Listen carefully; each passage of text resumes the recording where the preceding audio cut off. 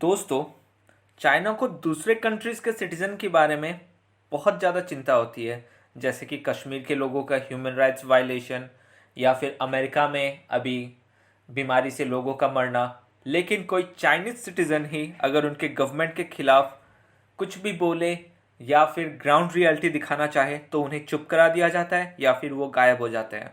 जी हाँ दोस्तों, इस थंबनेल में जो आप पांचों पिक्चर्स देख रहे हैं, इन पांचों में से डॉक्टर ली वेनलियांग का तो देहांत हो चुका है, लेकिन चार का अभी कोई अता पता नहीं है। ज़्यादा जानकारी के लिए आइए आगे बढ़ते हैं।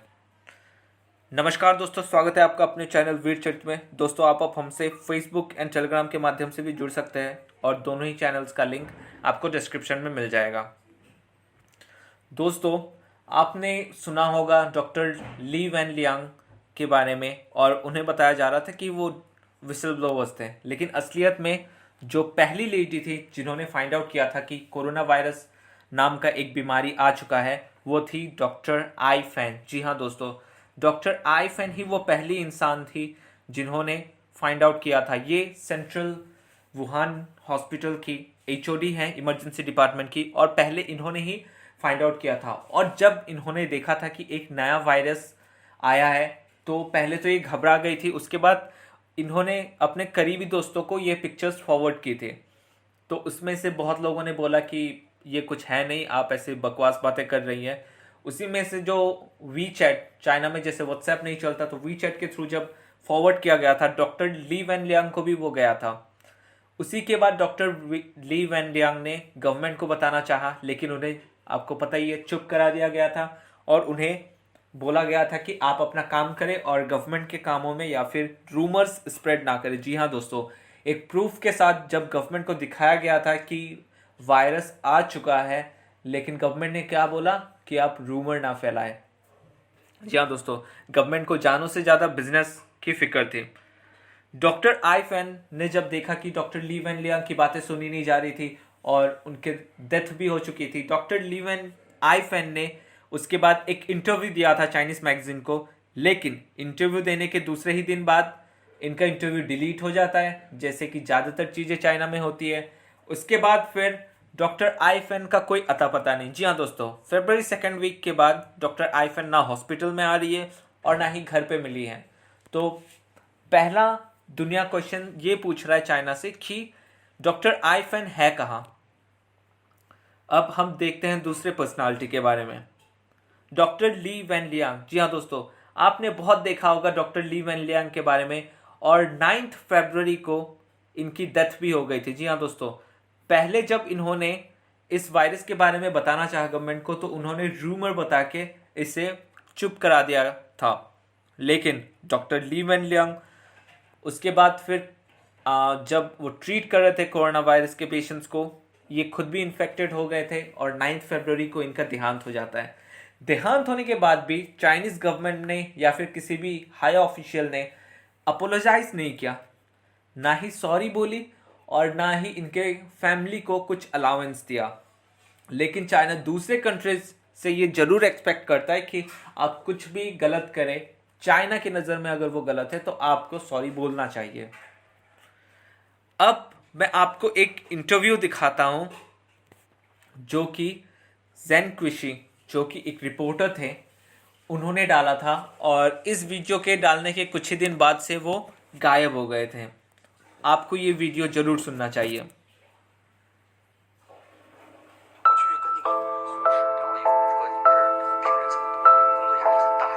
或者说这算啥呀？这已经少多了。你没看前几天整个走廊堵满了，挤都挤不动，那上千人，据说紧张啊，压力大。我在武汉汉口的火车站，现在我旁边100米内一个人都没有，所以我就没戴口罩了。为什么要来这儿呢？我之前说过，我的责任是一个公民记者。那作为记者，出现了灾难，你不敢第一时间冲到前线来，算什么记者呢？所以我坐最后一班高铁来了。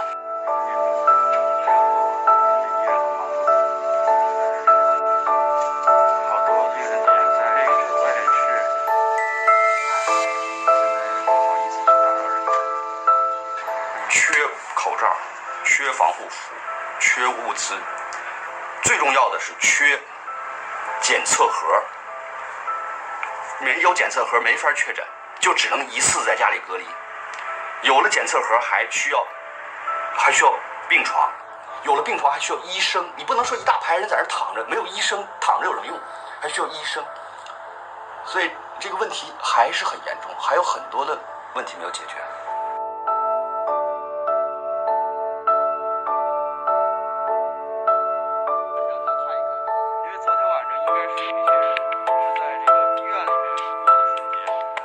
我是害怕，我前面是病毒，我后边是中国的法律和行政力量，但是我会振作起来。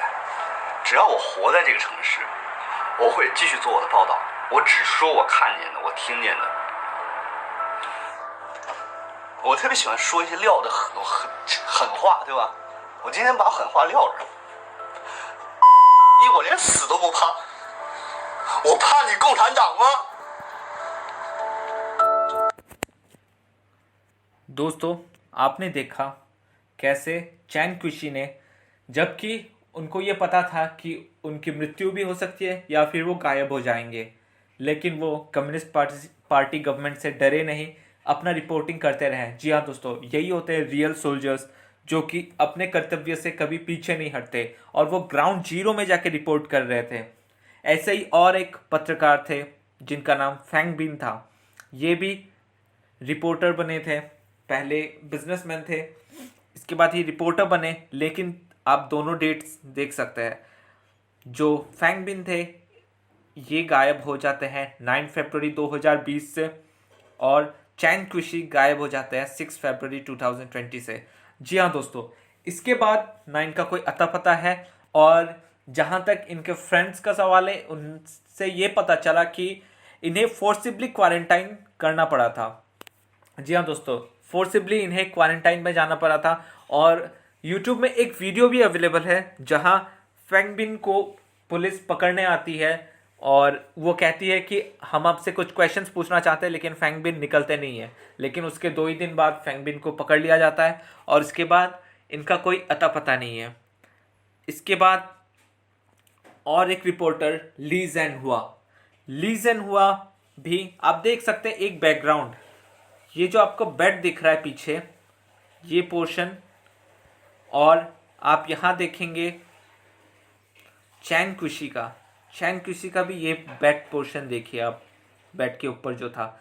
ये दोनों जहाँ तक लगता है कि एक ही होटल में थे, अगर वो होटल रहा होगा या फिर लॉजिंग जो भी होगा वुहान में, ये दोनों के डाउट्स है कि ये एक ही होटल में रहते थे, लेकिन दोनों को अलग अलग डेट में डिटेन किया गया।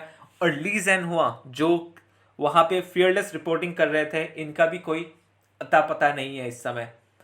तो चाइना से पूरा वर्ल्ड ये पूछ रहा है कि आपको तो दूसरे कंट्रीज में बहुत ज़्यादा इंटरेस्ट आता है क्वेश्चंस पूछने में, या फिर वहाँ कुछ अगर गलत हो रहा है तो ज़रूरी है कि क्वेश्चन उठाया जाए, लेकिन आपके अपने कंट्री में अगर आपके खिलाफ नहीं या फिर कोई आपको सच्चाई भी दिखाए, लेकिन आप उसके ऊपर इतना हार्श एक्शन लेते हैं कि उसे हमेशा के लिए चुप हो जाना पड़ता है, या फिर वो उसके बाद आए तो आपके गुणगान करता है।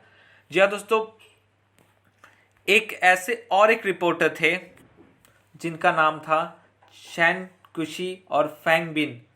अभी मैंने आपको बताया था चैन कुशी एंड फैंग बिन, ये दोनों तो गायब हो चुके, लेकिन और एक रिपोर्टर थे के क्रिश। जी हाँ दोस्तों, ये एक रिपोर्टर थे। शुरुआत के दिनों में इन्हें भी देखा गया था कि ये गवर्नमेंट के खिलाफ या फिर ग्राउंड रिपोर्ट दिखा रहे थे, पब्लिश कर रहे थे कि कितनी कमी है प्रोटेक्टिव गियर्स की, मास्क की, और हॉस्पिटल्स में कितनी ज़्यादा भीड़ लगी हुई थी और मिसमैनेजमेंट बहुत था। लेकिन इसके बाद ये 14 दिन के लिए गायब होते हैं, और आप ऑफिशियल लैंग्वेज में कहें तो क्वारंटाइन किया जाता है इन्हें फोर्सिबली। 14 दिन क्वारंटाइन होने के बाद जब ये आते हैं वापस से, तो इनके जो वीडियोस है उसमें एक वास्ट चेंज दिखाई देता है। जी हाँ दोस्तों, ये उसके बाद दिखाई देते हैं कि वो गवर्नमेंट के पॉलिसीज का बहुत ज़्यादा तारीफ कर रहे हैं, और गवर्नमेंट ने जो एक्शंस लिया है उसकी बहुत ज़्यादा तारीफ करने लगते हैं। तो ये इससे हम ये डिसीजन निकाल सकते हैं कि जो रिपोर्टर अगर वो सच्चाई दिखाए, ग्राउंड रिपोर्ट दिखाए, और गवर्नमेंट के खिलाफ अगर हो वो सच्चाई, गवर्नमेंट के पॉलिसीज के खिलाफ, तो वो रिपोर्टर्स आइदर कहीं डिपोर्ट कर दिए जाएंगे या फिर आपको वो दोबारा नहीं दिखेंगे।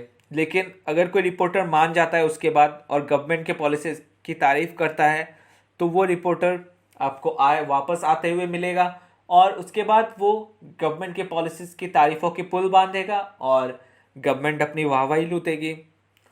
तो फाइनल मेरा इस वीडियो के माध्यम से आपको ये बताना था कि जब चाइना दूसरे कंट्रीज से जब कोई क्वेश्चंस पूछता है तो चाइना का भी ये अधिकार बनता है और ये दायित्व बनता है कि वो अपने ही सिटीजन्स के बारे में दुनिया को बताए या फिर उन्हें फ्री रिपोर्टिंग करने दे।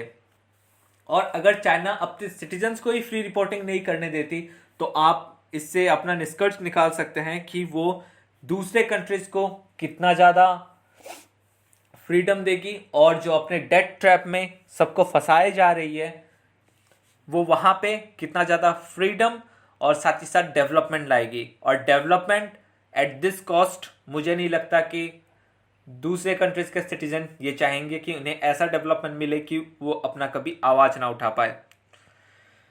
धन्यवाद दोस्तों, खुश रहिए, खुशियाँ बांटते रहिए और आप